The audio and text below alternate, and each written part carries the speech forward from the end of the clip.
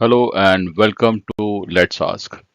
आज महाराष्ट्र के राजनीति का वो चेहरा जिसकी रफ्तार के आगे प्रशासन भी दौड़ लगाता था, महाराष्ट्र के उप मुख्यमंत्री और बारामती के दादा कहे जाने वाले अजीत पवार अब हमारे बीच नहीं रहे।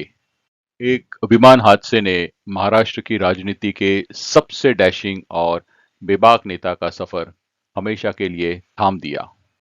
महाराष्ट्र के लिए किसी काले साए से कम नहीं है। बारामती के पास निजी विमान हादसे में अजीत पवार का निधन हो गया। वे चुनाव प्रचार के लिए अपने गढ़ बारामती जा रहे थे। ये एक निजी प्लेन था। अजीत पवार के साथ चार और लोग भी इस विमान में सवार थे।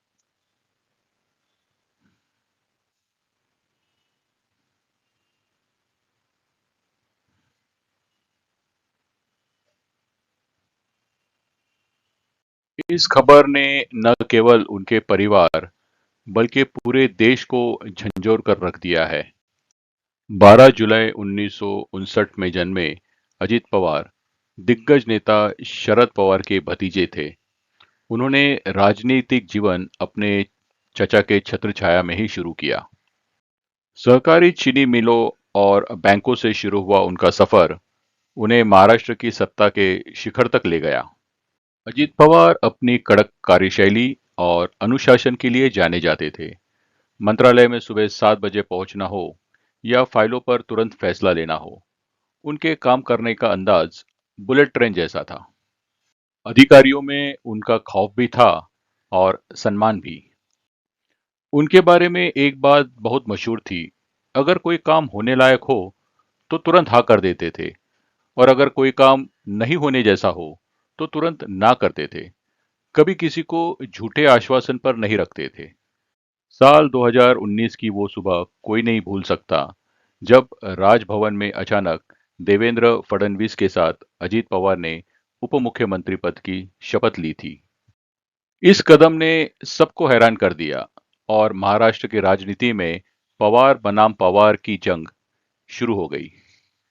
महाराष्ट्र की राजनीति में ये भूतो न भविष्यति ऐसी स्थिति थी।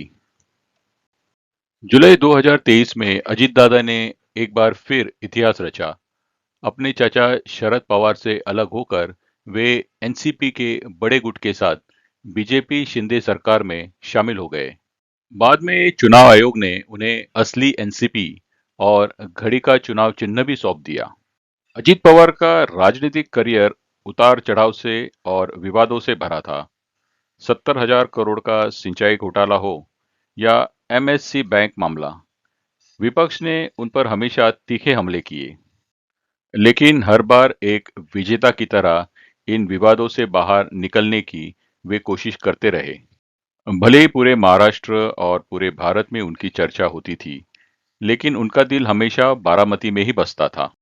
बारामती का विकास और वहां की जनता से उनका सीधा जुड़ाव उनकी असली ताकत थी। बारामती और संपूर्ण महाराष्ट्र के लिए वे सिर्फ एक नेता नहीं, बल्कि अजीत दादा थे।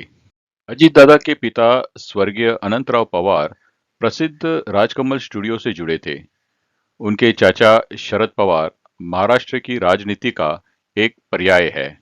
अजीत दादा हमेशा एक फैमिली मैन रहे हैं। उनके पीछे उनकी पत्नी सुनेत्रा पवार और दो बेटे पार्थ और जय है। अजीत पवार का जाना महाराष्ट्र की राजनीति में एक ऐसा शून्य पैदा कर गया है जिसे भरना नामुमकिन है। वे एक ऐसे नेता थे जिन्होंने अपने शर्तों पर राजनीति की और कभी भी कठिन फैसले लेने से पीछे नहीं हटे। अजीत पवार का जीवन एक खुली किताब की तरह था, साफ, सीधा और कभी-कभी विवादित। आज घड़ी की सुइयां थम गई है, लेकिन दादा की यादें महाराष्ट्र की राजनीति में हमेशा जिंदा रहेगी। अलविदा अजीत दादा। धन्यवाद और जय हिंद।